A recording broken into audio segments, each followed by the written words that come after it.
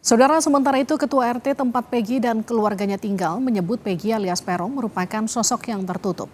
Ketua RT 2 RW 2 Desa Kepompongan, Kecamatan Talun, Aris Lemana menyatakan Peggy jarang bergaul dengan warga sekitar. Bahkan beberapa kali terakhir Peggy kerap gunakan masker, jaket, topi saat keluar rumah. Terkait penggeledahan kemarin, Aris menambahkan jika polisi menyita sejumlah dokumen dari rumah Peggy.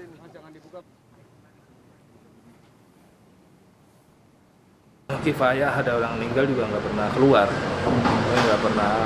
lah gitu sama golongan kita tuh. Terakhir spesies. Saya kan ikut penyidik jadi dampingnya otomatis ngeliat. Apa aja yang ngambil? Ya paling bukti yang menguatkan sosok pribadi Peggy aja mas. Raport ya? Model rapor. Terus? Kayak gitu terus. Untuk keluarga lah, model-model kayak gitu aja. Kami gambarkan lini waktu kasus pembunuhan Vina dan Eki. Sebelumnya polisi menetapkan 11 orang sebagai tersangka atas kasus pembunuhan Vina dan Eki 8 tahun silam. 7 diantaranya divonis penjara seumur hidup, 1 orang divonis 8 tahun penjara karena di bawah umur.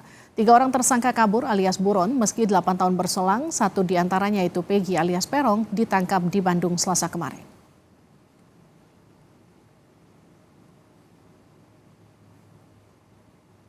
Kasus ini sebelumnya terjadi 27 Agustus 2016 silam. Tak lama berselang, polisi menetapkan 11 orang sebagai tersangka.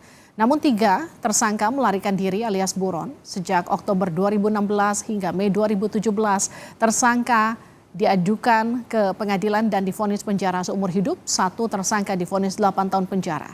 Ke-8 terpidana sempat mengajukan gerasi pada 2019 namun ditolak. Kasus ini kembali jadi perbincangan publik usai film bergenre horor dengan judul Vina sebelum 7 hari tayang. Tak lama berselang, media sosial diramaikan tuntutan penyelesaian kasus Vina hingga pengacara Hotman Paris mendatangi keluarga Vina. Hotman menyebut ada kejanggalan BAP hingga dugaan rekayasa kasus.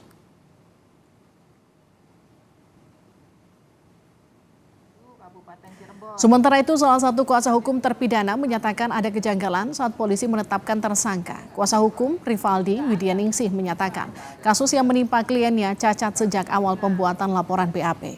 Menurut Widianingsih, Rivaldi diminta mengaku apa yang disangkakan meski tak melakukannya.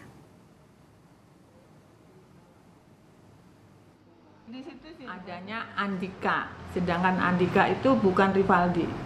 Andika di situ jelas dengan umur 23 tahun, alamat Banjarwangunan, Mundu. Sedangkan Rivaldi Adita Wardana alias Ucil itu umur 21 tahun, alamatnya di Pamengkang. Rivaldi kenapa bisa ada di polisi itu? Karena pada saat itu Rivaldi ada kasus yang mengenai penganiayaan dan membawa sajam tanpa izin. Di kasusnya tanggal 29 April, kejadiannya di Grage.